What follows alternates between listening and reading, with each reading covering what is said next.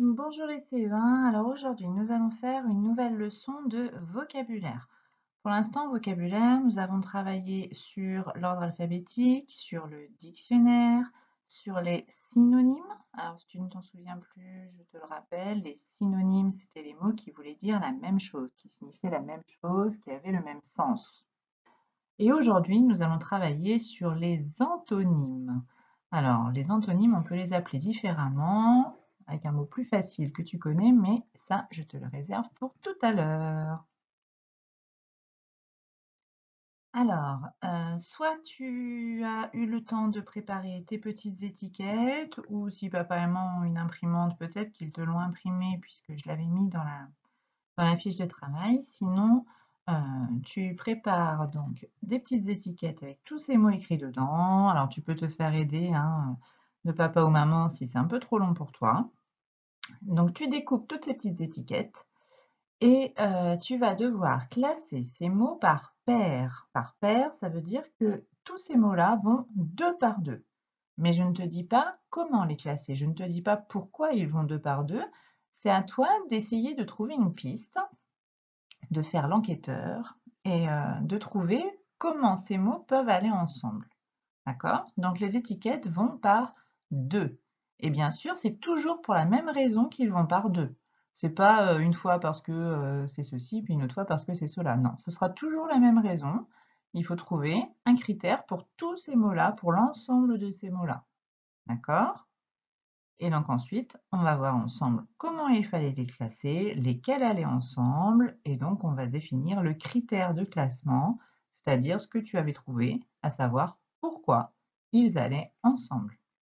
Donc si tu n'as pas préparé tes étiquettes, je te laisse faire pause, préparer ton petit matériel, et tu reprends après la vidéo pour voir donc quels mots allaient ensemble. Alors, on y va. Alors, je l'ai sûrement pas fait dans le même ordre que toi, hein, puisque tu as vu, il y avait plein de mots. Donc, il va falloir que tu regardes parmi tes mots si tu as mis les bons mots ensemble. Alors, si on commence par le mot possible, qu'est-ce que tu as mis avec possible? Alors, j'espère que tu as mis le mot impossible. On va en reparler après. Ensuite, j'ai mis le mot poli. Quelqu'un qui est poli, tu sais, qui dit bonjour, s'il vous plaît, merci. Et avec le mot poli, j'ai mis impoli. On peut dire mal poli aussi. Ensuite, heureux. Là, je suis sûre que tu as trouvé parce qu'il y avait un mot où on voyait quand même quelque chose qui ressemblait beaucoup. Hein. Malheureux. Très bien. S'habiller. Tu as mis quoi avec s'habiller? Si tu as mis se déshabiller, c'est très bien. Alors déjà, là, tu as sûrement une petite idée, si tu ne l'avais pas tout à l'heure, de ce que l'on va travailler. On continue avec les autres mots. Ami, ennemi.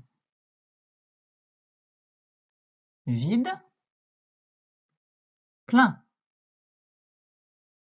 Monter, descendre. Propre, sale. Absent, présent. Richesse, pauvreté. Alors, maintenant qu'on a vu ensemble toutes les paires de mots, tous ces mots devaient aller ensemble parce que ce sont des antonymes. On dit tout simplement aussi des contraires. Chaque mot que tu as mis dit le contraire de l'autre. Si mon verre il est vide, le contraire, il est plein. Tu peux monter l'escalier ou au contraire, tu peux descendre l'escalier. Soit ton pantalon il est propre, soit ton pantalon il est sale. À l'école, soit on est présent, soit on est absent. Tu peux être heureux ou malheureux. Tu vois, ça dit le contraire. Ce sont des mots de sens opposé. D'accord?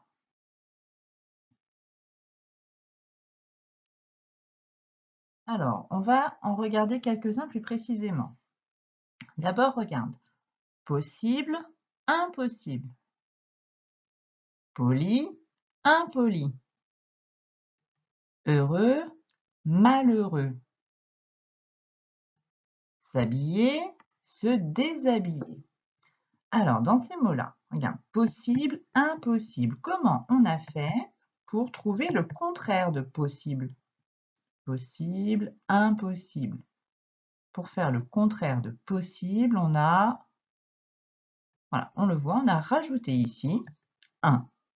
On a rajouté une syllabe devant. Ça s'appelle un préfixe. Pré parce que c'est ce qu'on met avant et fixe parce qu'on vient le coller, on vient le fixer au mot du départ. D'accord? Donc on a mis un petit préfixe, ça s'appelle, donc ce petit morceau, cette petite syllabe 1, pour fabriquer le contraire du mot de tout à l'heure. Regardons dessous, poli. Pour faire impoli, qu'est-ce qu'on a fait? Voilà. On a à nouveau rajouté la syllabe 1. On a mis un préfixe qui sert à dire le contraire. Alors maintenant, regarde, heureux, malheureux. On voit heureux dans les deux mots. Qu'est-ce qui change? On a rajouté un préfixe encore, mais cette fois, c'est le préfixe mal. D'accord? On retrouve le mot du début et on a rajouté devant, on est venu fixer une nouvelle syllabe. S'habiller, se déshabiller. Alors, mis à part le S apostrophe qui est devenu se, forcément, si tu regardes le mot habiller, qu'est-ce qu'on a fait pour faire le contraire? On a encore ajouté un préfixe, des avec le S, puisque sinon déshabiller, ça marche pas. Donc il faut faire déshabiller. Mais le préfixe des, tu peux l'entendre dans par exemple faire ou défaire. Faire, c'est lasser, défaire, c'est lasser. Monter un meuble, démonter le meuble. D'accord?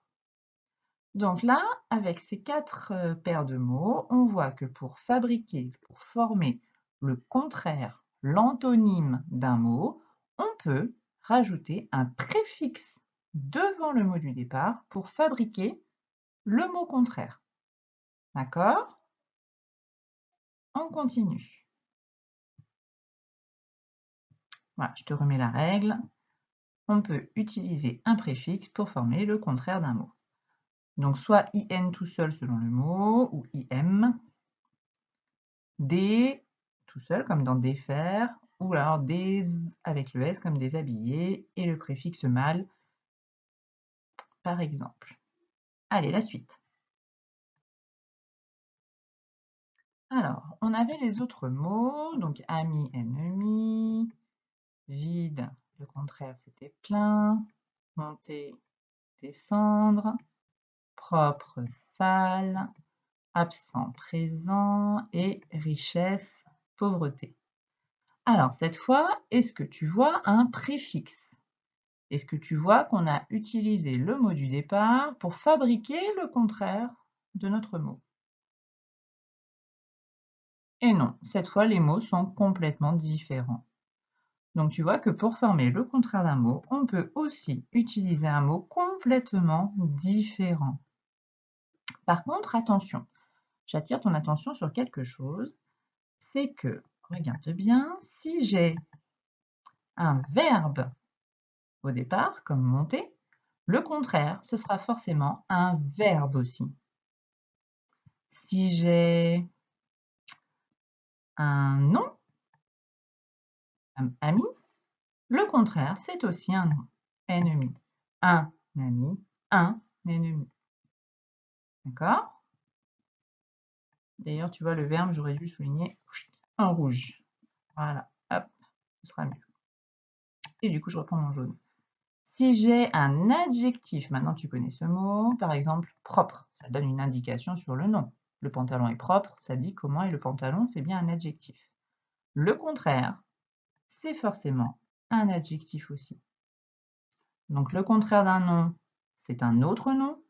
Le contraire d'un adjectif, c'est un autre adjectif. Le contraire d'un verbe, c'est un autre verbe. On dit qu'il faut que ce soit des mots de même nature. Ce terme-là est un peu compliqué pour toi, mais voilà, retiens. Contraire d'un nom, je cherche un nom. Contraire d'un adjectif, je cherche un adjectif. Contraire d'un verbe, je cherche un verbe.